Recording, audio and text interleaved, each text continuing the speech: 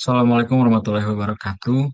Pada kesempatan kali ini, saya Muhammad Yanuar Ramadan dari Program Studi Bisnis Manajemen akan mempresentasikan mengenai dampak kebijakan program makan bergizi gratis di Jawa Barat terhadap kemiskinan dan ketimpangan sosial di Indonesia untuk pencapaian Sustainable Development Goals atau tujuan pembangunan berkelanjutan.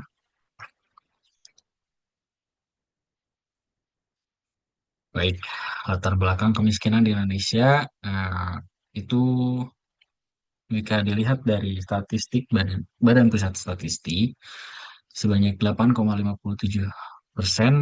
penduduk Indonesia berada di bawah garis kemiskinan pada tahun 2024. Tidak hanya dari pendapatan, namun ini juga diukur dari pendidikan berkualitas, layanan kesehatan yang memadai, dan infrastruktur dasar seperti air bersih, sanitasi, dan listrik. Ketimpangan sosial dan regional juga meningkat, terutama perkotaan dan daerah terpencil. Wilayah seperti Maluku dan Aceh mengalami kesulitan signifikan dalam akses layanan besar. Memperparah kondisi kemiskinan, ini berdampak pada kualitas hidup dan kesempatan pada generasi muda. Dengan itu, pemerintah berkomitmen untuk pencapaian SDGs pada 2030 tanpa kemiskinan melalui program strategis untuk mengatasi akar penyebab kemiskinan di seluruh Nusantara. Program makanan bergizi gratis ini diinisiasi oleh pemerintah pada tahun 2025. Tujuan dari program ini adalah mengurangi angka stunting pada anak-anak, meningkatkan status gizi masyarakat miskin khususnya anak-anak, meringankan beban finansial keluarga miskin, dan mendorong kehadiran dan konsentrasi belajar di sekolah.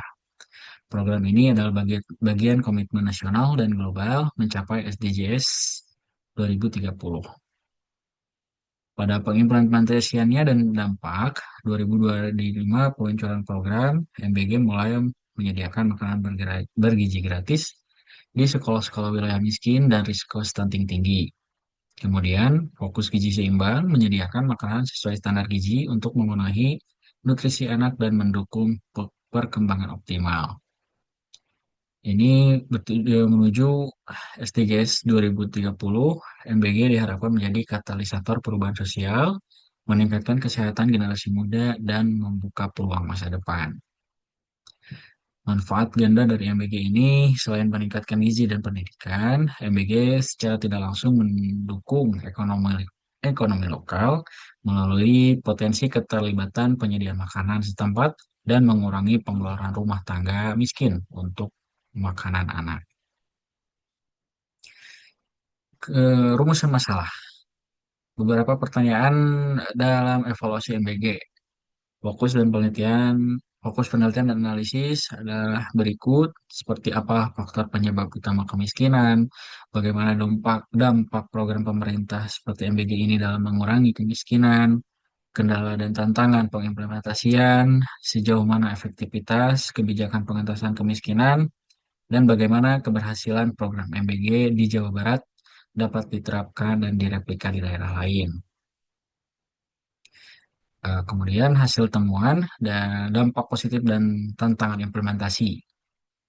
Peningkatan kehadiran sekolah, MBG ini menjadi motivasi kuat untuk anak-anak hadir dan tetap bersekolah. Berpotensi mengurangi angka putus sekolah. Kemudian manfaat finansial orang tua merasa terbantu secara signifikan, terutama dalam pengumuman kebutuhan sarapan anak dan meringankan beban pengeluaran keluarga. Kemudian eh, ada tantangannya juga, yaitu keterbatasan distribusi, khususnya di wilayah-wilayah yang sulit terjangkau, daerah terpencil atau pulau kecil, menghambat cakupan merata. Kemudian, variasi menu dan standar gizi yang disediakan terkadang kurang bervariasi dan belum selalu memenuhi standar gizi yang ideal.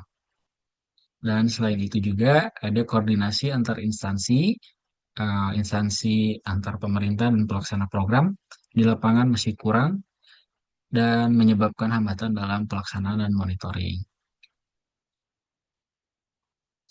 Temuan saya adalah solusi dan rekomendasi untuk meningkatkan efektivitas dari MBG, yaitu dengan cara melibatkan UMKM lokal, yaitu untuk mempercepat distribusi, meningkatkan variasi menu sesuai kearifan lokal, dan tentunya memperdayakan ekonomi di daerahnya. Kemudian, tim pemantau gizi sekolah atau TPGS terdiri dari guru, orang tua, dan tenaga kesehatan untuk mengawasi, memastikan, dan memberikan feedback makan bergizi gratis. Kemudian, ada juga modul panduan menu gizi yang praktis dan terstandarisasi dengan bimbingan ahli gizi. Ini membantu penyedia makanan merancang menu variatif dan bernutrisi. Kemudian, peningkatan koordinasi yang sinergis antara pemerintah dan pelaksana program, tujuannya untuk memastikan distribusi, monitoring, dan evaluasi berjalan lancar dan efektif. Kemudian, kesimpulan dari potensi MBG dalam mendukung SDGs dan nilai Pancasila, dukungan pencapaian SDGs berpotensi besar untuk mendukung SDGs itu tersendiri, khususnya pengentasan SDGs 1 dan peningkatan kesehatan SDG 3 melalui peningkatan kualitas hidup generasi muda. Kemudian tantangan utama adalah distribusi merata, pemantauan kualitas gizi, dan sinergi antara program sosial masih menjadi tantangan yang perlu diatasi secara komprehensif.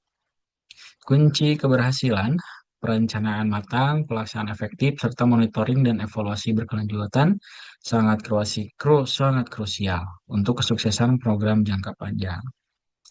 Landasan nilai-nilai Pancasila terutama keadilan sosial bagi seluruh rakyat Indonesia dan semangat gotong royong menjadi landasan moral yang kuat. MBG adalah wujud nyata penerapan nilai-nilai ini dalam upaya membangun masyarakat sejahtera. Refleksi pribadi saya, ada Pancasila sebagai landasan keadilan sosial dan sinergi komunitas. Pancasila merupakan panduan hidup, bukan hanya dasar negara, tapi panduan yang mengajarkan keadilan sosial, toleransi, dan solidaritas. Nilai-nilai ini menginspirasi program MBG agar adil, merata, dan mendorong gotong royong. Kemudian, MBG merupakan wujud keadilan sosial.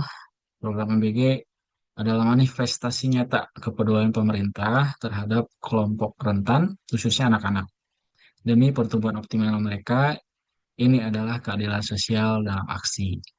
Kemudian, perubahan dari tindakan kecil, perubahan sosial yang signifikan dapat dimulai dari tindakan kecil yang konsisten dan melibatkan partisipasi aktif komunitas. MBG adalah salah satunya. Kemudian, pentingnya sinergi antara individu, komunitas, dan pemerintah adalah kunci utama menciptakan perubahan positif yang berkelanjutan. Kolaborasi erat dan komitmen bersama mewujudkan Indonesia yang lebih adil, sehat, dan sejahtera sesuai cita-cita Pancasila dan SDGs 2030. Sekian dari saya. Assalamualaikum warahmatullahi wabarakatuh.